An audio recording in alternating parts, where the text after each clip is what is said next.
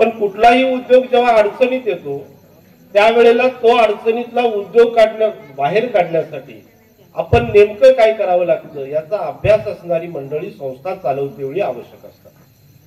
त्या दृष्टिकोनातून मी ज्या वेळेला या कारखान्याकडे पाहतो की या कारखान्याची जुरा जेव्हा माझ्याकडे आली त्यावेळेला हा कारखाना बंद अवस्थेमध्ये होता।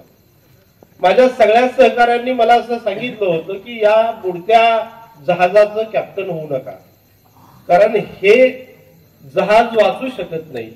मगाशी कुणीतरी उल्लेख केला की कुठलाही कारखाना बँकेने ताब्यात घेतल्यानंतर पुन्हा एकतर तो विकला जातो किंवा कुणाला तरी दौलत सारखा 40 वर्ष किंवा दुसऱ्या कारखान्याच्या सारखा पुष्कळ वर्षासाठी चालवायला दिला जातो।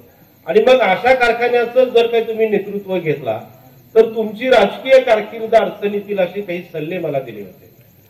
पण मी मुद्दाम या कारखान्याची जबाबदारी घेतली। त्याच्या मागचं कारण असं आहे की माझ्या तालुक्यातला एक चालू असणारा कारखाना जी या तालुक्याची अस्मिता आहे, तालुक्याची शिखर संस्था आहे। आज बऱ्याच दिवसानंतर मला त्या गेटवरती बोलायची संधी मिळाली आणि गेटवरून मी जेव्हा कारखाना संजू समोर बघत होतो त्यावेळेला कारखाना बंद असतेवेळी पण मी पाहिलेला होता। त्या बंद कारखान्यामध्ये त्याच्यावरती अवलंबून असणारे कामगार असू देत, त्याच्यावरती अवलंबून असणारे तोडणी ओढणीचे सगळे मजूर असू देत, त्याच्यावरती अवलंबून असणारे शेतकरी असू देत, त्याच्यावरती अवलंबून असणारा तो टपरीवाला असू देत, त्याच्यावरती अवलंबून असणारा तो पंचर काढणारा असू देत, प्रत्येकाच्या हाताचं काम केलेलं होतं। आणि मग तालुक्याची एखादी शिखर संस्था बंद पडल्यानंतर एवढ्या जणांचा रोजगार जात असेल तर आपण जे सर्वसामान्यांचे कैवारी म्हणून ओळखतो, आपण बहुजन समाजामधली जी मंडळी आहोत यांनी पुढे येऊन हा कारखाना चालू केला पाहिजे आणि तो चालू राहिला पाहिजे अशा पद्धतीची भूमिका माझ्या सहकार्यांनी मला मांडली। अतिशय चांगल्या पद्धतीने त्यावेळेला आदरणीय उद्धवजी मुख्यमंत्री होते, आदरणीय मुश्रीफ साहेब असतील, आदरणीय बंटी साहेब असतील, यांनी मदत केली।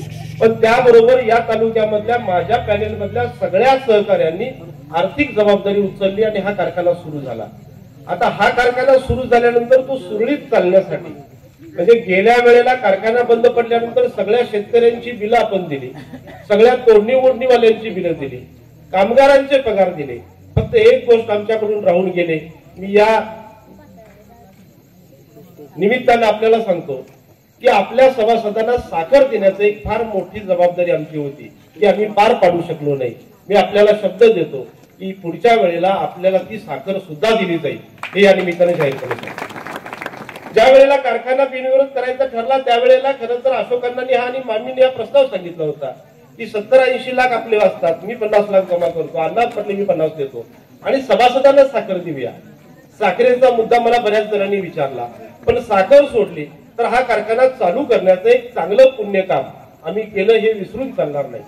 पण जेव्हा निवडणूक लागली त्यावेळेला या निवडणुकीतून सगळ्यात आधी माझा फॉर्म उडवण्याचा प्रयत्न केला, मलाच या निवडणुकीतून बाद करण्याचा प्रयत्न केला। माझी सभासद बंधूंना विनंती आहे की आम्ही चांगलं काम करणारी मंडळी आहोत, आम्ही चांगलं काम करत आहोत।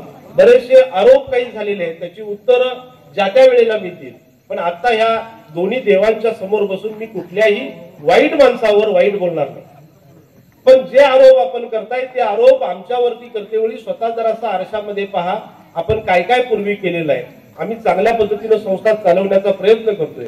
म्हणून या निमित्ताने एवढंच सांगेन की येत्या 17 तारखेला आमची जी कारखान्याची निवडणूक होते, आपण संजय 4थ्या आणि 5व्या गटामध्ये येतोय। बऱ्याच वेळेला गेल्या वेळेला कोऱ्या पत्रिका पडल्या आणि आमचे काही चांगले उमेदवार पाठीमागे राहिले।